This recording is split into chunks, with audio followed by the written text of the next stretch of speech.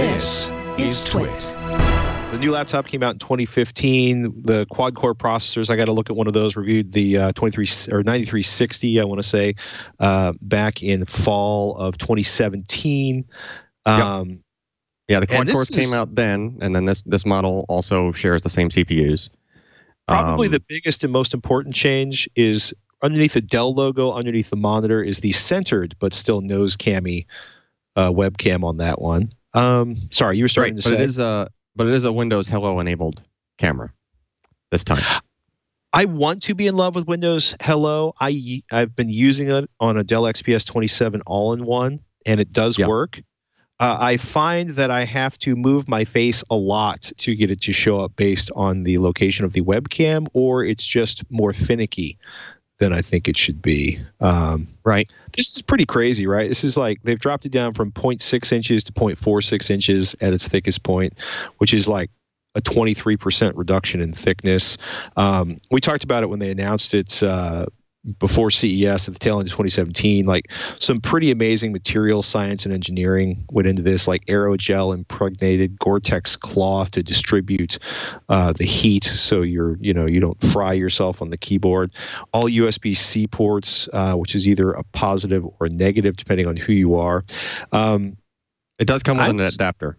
It comes with a single C to A USB adapter because they feel your pain, right? If you try to ship somebody a laptop with no USB-A ports on it, you need some way to plug in like your thumb drive that is probably still a Type A at this point.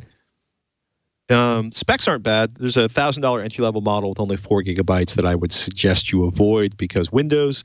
The 8 gigabyte $1199 model is 256 gigabytes of PCI Express storage. There's going to be 8 gigabytes of memory, 256 gigs of storage, and a Core i5 8250U. Bumping up to $1,399 gets you a Core i7 8550U, and then jumping up to $1,899 gets you the Epic 3840 by 2160 Infinity Edge touch display versus the standard 1920 by 1080 Infinity Edge display that is not touch and is lower resolution on the $1,000, $1,200, and $1,400 models. You also get, along with that Infinity Edge touch display, you get 16 gigs of RAM, half a terabyte of storage in that Core i7 8550U.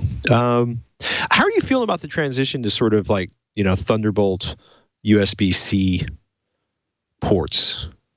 I'm okay with it. Somebody has to push either, a push or a pull, right? Either, the sooner you get the devices with nothing but Type-C ports on them, then the sooner you'll start seeing people start shipping products that are just meant to connect to Type-C. It's a chicken and egg problem, and somebody has to take the leap, in order to just kind of push the technology along. It makes a lot of sense. There's no real downsides to having the port, right? It's generally a good thing. You just have this port on your laptop that you don't need a dedicated charge port anymore. You just use one of your Type-C ports to charge, right? Or you use them for data, or you plug a hub in that you can pass your power through and also have, data devices connected. So yeah, it's very flexible. We just kind of need more of it, and we need everything else to start using it, right? Right. In terms of performance, pretty similar to the 9360, the quad core upgrade that went in place at the tail end of the XPS 13 tenure. It's nice that it's 4K. I love that you can actually put a standard M.2 SSD in there to upgrade it. The RAM is soldered on the motherboard, just to remind everybody. They're very, very proud of the rose gold / white model, in no small part because of the woven glass wrist rest.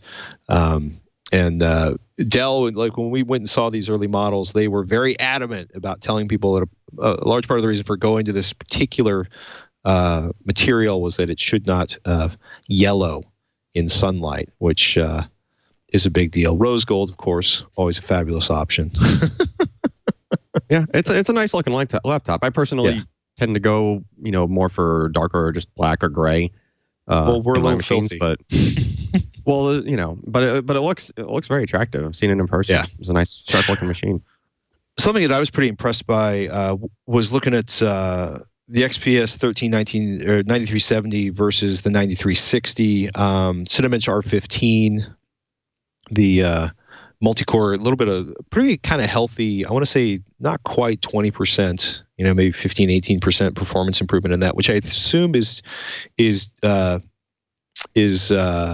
dealing with improved thermals, because they doubled the number of fans inside of this unit to increase airflow over the processor. And in my personal experience, having looked at a number of quad-core units with in everything from a Microsoft Surface Pad through the Dell XPS 13, and then looking at the evolved, next-gen Dell XPS 13 performance numbers here, is airflow over these U processors is critical for having any kind of rendering or serious, like if you're, compiling programs or something like that. Because it's amazing to look at the Surface, the Surface Book I looked at, which doesn't have a fan, right? It's passively cooled. It was atrocious to watch the processor get heat sunk or heat saturated, and the performance of the processor, it would just scale the speed down slower and slower and slower to prevent the processor from shutting down from being thermally saturated. But it's pretty impressive. I didn't expect to see that kind of performance boost in the processor on the next generation, so that's pretty exciting to look at. Battery life, what did Ken find with battery life? Pretty similar to the 9360.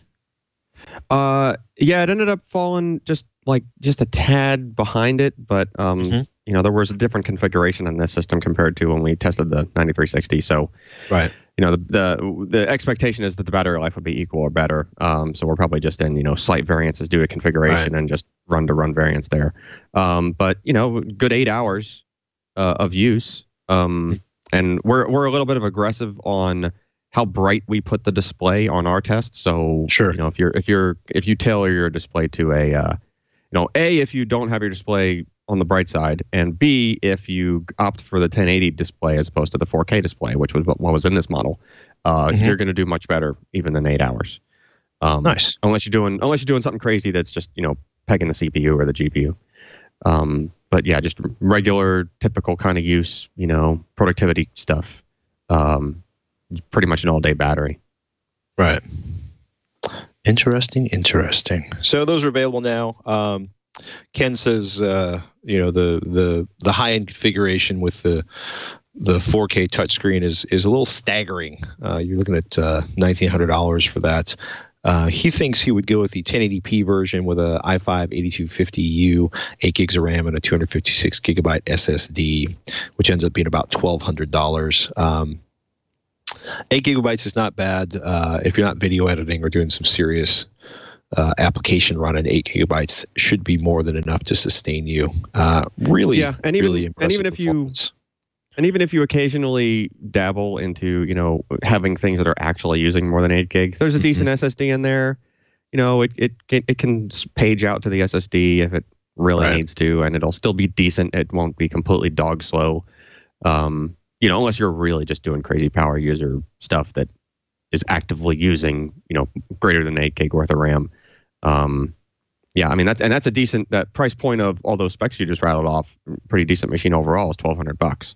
So yeah, it's great for that price, for what it is, for the size battery you get, how long it lasts, and just the sharp look of it overall. Ken gave it editor's choice. I agree with it. It's a nice looking machine. No, I've been carrying Dell XPS 13s as my primary laptop for several years now, and they hold up extraordinarily well. So way to go, Dell.